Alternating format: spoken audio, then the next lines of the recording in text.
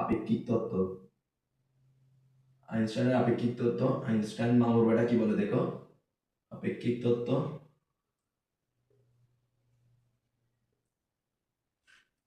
বিজ্ঞানীরা বলেন যে কোন একটা বস্তুকে তখন ওই গতিশীল বলতে হবে, অর্থাৎ কোন একটা বস্তু তখন ওই গতিশীল হবে যখন সেটা কোন একটি বিন্দু সাপেক্ষে হবে।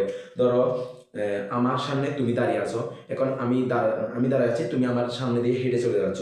এখন তুমি কিন্তু আমার সাপেক্ষে কিন্তু তুমি গতিশীল অবস্থায় রয়েছো, অর্থাৎ আমার চোখে তুমি গতিশীল কিন্তু তোমার চোখে তুমি গতিশীল না। কারণ তুমিও চলতেছো, তোমার চোখে চলতেছে, সবকিছু তোমার চলতেছে, অর্থাৎ তোমার বিন্দুর সাপেক্ষে তুমি গতিশীল না, কিন্তু তোমার বিন্দুর সাপেক্ষে আবার আমি গতিশীল। কিভাবে? তুমি এদিকে ধরো তুমি এদিকে চলে যাচ্ছ, কিন্তু তোমার থেকে মনে হবে যে আমি পিছনের দিকে সরে যাচ্ছি।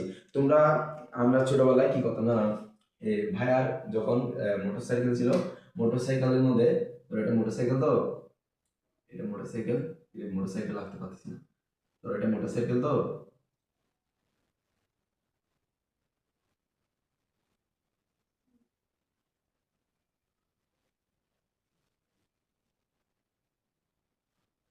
ধরো এখানে ভাইয়া বসে, এখন আমরা, অর্থাৎ আমরা সোজা না বসে আমরা বসতাম হচ্ছে কি উল্টা করে, অর্থাৎ উল্টা করে। তখন মনে হতো যে পিছনের যে গাছপালা যেগুলো রয়েছে সেগুলো আমাদেরকে পিছন, অর্থাৎ আমাদেরকে ছেড়ে সামনের দিকে চলে যাচ্ছে। অর্থাৎ সেটা কেন হয় জানো?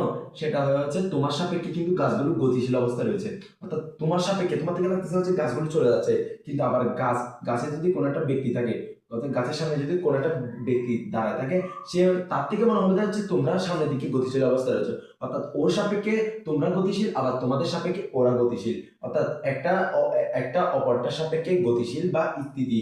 যেমন আবার ওর সাপেক্ষে কিন্তু ও স্থির, কারণ ওর সাপেক্ষে ওর স্থির, সে যেখানে রয়েছে সেখানে দাঁড়াচ্ছে। আবার তোমার সাপেক্ষে তুমি স্থির। সেটা হচ্ছে আপেক্ষিক তত্ত্ব দিয়ে একটা